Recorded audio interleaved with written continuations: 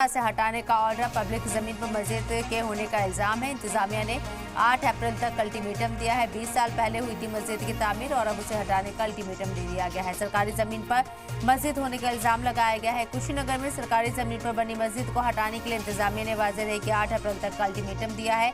मस्जिद की तामीर 20 साल पहले की हुई है और 27 जनवरी 2025 को बेदखली का आदेश पारित किया गया था और अब नोटिस जारी किया गया है।